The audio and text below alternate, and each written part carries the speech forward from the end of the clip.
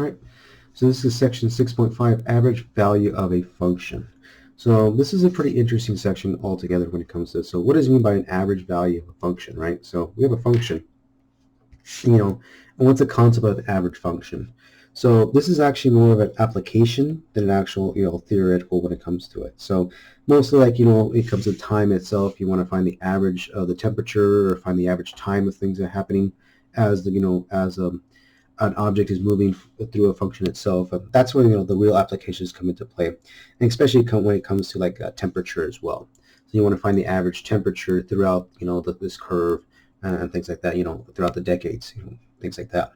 So essentially, what the concept of the average temperature or average of the function is. Let's suppose we have this being our function. Let's say from A to B. Okay. So what we say is there's an average, like any other numbers, right? Find the average of the set of numbers. You add them and divide by how many we have, right? So that's like the exact middle. Same thing applies with the function. Is somewhere in here there is a line where it's actually literally the average, right? So it's the average from here to there, right? So it's the average exactly like that line that crosses. So it's the same amount down here, the same amount up there, right? That's the basic concept of that portion when it comes to it. So the question is, at what point is this average come into play? And that's what we're going to be dealing with. Is we want to find the point in which where this actually comes into play. And that's going to be pretty much our end goal. Before we do that, we have to find the actual average of the entire function itself when it comes to it. Okay, so for that, we have this very special definition: is the average value of a function is given by the integral of 1 over b minus a of the integral of a to b of f of x dx. Okay? So again, notice this comes into play with the average of the distance when it comes to it. Okay? So it's a pretty straightforward integration. Basically, we just integrate the function itself. We get far more in detail as we go on and after this initial example here. Okay? So let's find the average value of this function. So this is a to b. So first is going to be 1 over b minus a. So 4 minus a negative 2. So this ends up being 1 over 6 there, right? So plugging this in, we get the average function is equal to 1 over 6 times the integral of negative 2 to 4 of our function itself.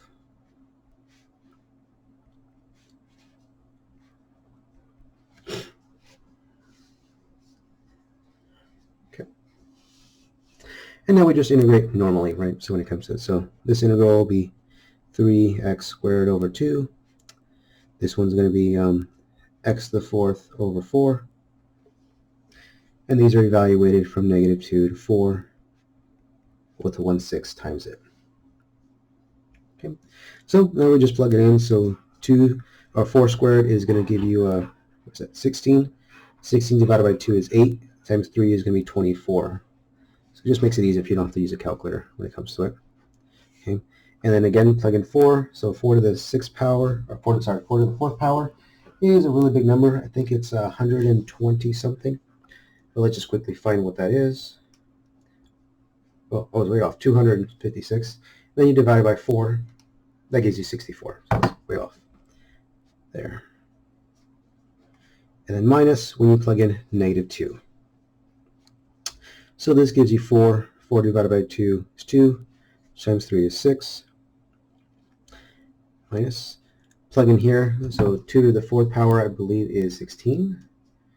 Pretty sure this one, yeah, 16. Divided by 4 gives you another 4. Right, so there we go there. And then all this is being multiplied by the 1/6 right at the end. Okay, when it comes to it.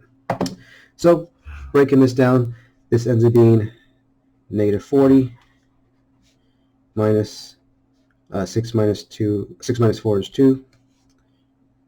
Okay. And this ends up being 42, or negative 42. And then divided by 6. And that should give you a nice even 7. So our average value of this function is negative 7. Okay. So that's all fun and dandy, right? That wasn't too difficult. But again, the main concept is at what point is this average? And that's where the nitty-gritty stuff comes into play. And that's where we get the mean value theorem for integrals. So if you guys remember back in the derivation when it comes to it, the mean value theorem comes when it takes derivatives is there is a point, right, within a to b where it's parallel or it's tangent to the actual line you're actually dealing with. And you could find that particular point as well. It's kind of the same thing applies when it comes to the integrals. Is there you could find the exact point where you can, where it's actually equal to the average. So now what we want to figure out is, given this value, right, -7, is at what point is it equal to -7, right? That's the whole process, when it comes to it. So there's some value plugged in for x that you actually get -7 out when it comes to it. Okay? So to give you guys a visualization, what's going on here is, again, let's suppose this is our curve from A to B. So the average is, let's say, here. So it hits the point right there. So this is the average value. And the whole point now we want to figure out is that C between there, which equals to it, right? We plug in that C value, we get out, in this case, like -7, or that, that value itself. Okay. So for the mean value theorem, this says if f is continuous on the closed interval from A to B, then there exists a C within A and B such that if you actually take the integral of the function, that's the exact same thing as plugging in C into the function times B minus A, where f of C is equal to the average value of the function itself. Okay? Now, it looks pretty complicated, but it's actually not that complicated. Basically, what we're going to do is we're going to first find the average of the function, okay? And then we're going to plug it in to see what the C value would actually be. Okay? That's pretty much all we're going to be doing. Okay? So let's just do an example. It's much easier to do the example than actually do the theory behind this kind of concept. Okay? So this example says find the C value such that the average is equal to f of C, where fx is equal to 1 over x. Okay? And this is on the closed interval from 1 to 3. Okay? So again, just a quick little visualization of what's going on.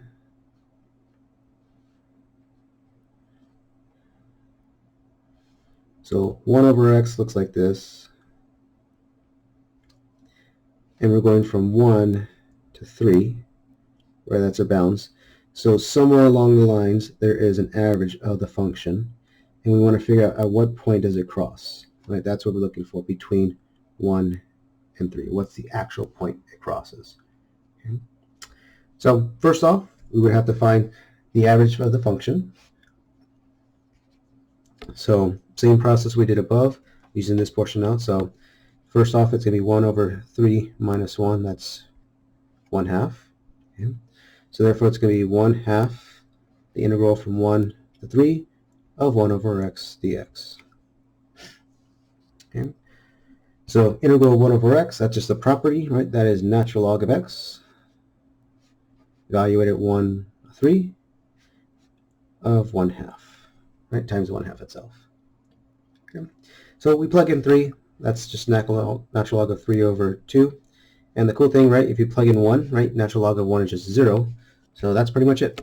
That is our average value of the function. So same thing we just did up top. But now to find the actual C value, right, this means is if I plug this in for x, we get the actual C value out. So in other words, 1 over C, which is what we're looking for, equals exactly this. Because this is technically our y value. We want to find the x value associated with that. So this point here is C, comma, natural log of 3 over 2. And we just want to work backwards to find the x value itself. Okay. And that's why we plug in C into here and set equal to the actual average value. Because again, that's the y value out in that particular point. Okay. All right, so cross multiplying here. So multiply gives you 2 equals C natural log of 3. And then to divide over, we get C is equal to 2 natural log of 3. So that is the C value that's associated to that value. So this is the actual point. So the point itself is going to be 2 over natural log of 3 and natural log of 3 over 2. So that's the actual point where it equals the average value of the function. Pretty straightforward, hopefully not too complicated of a section when it comes to it.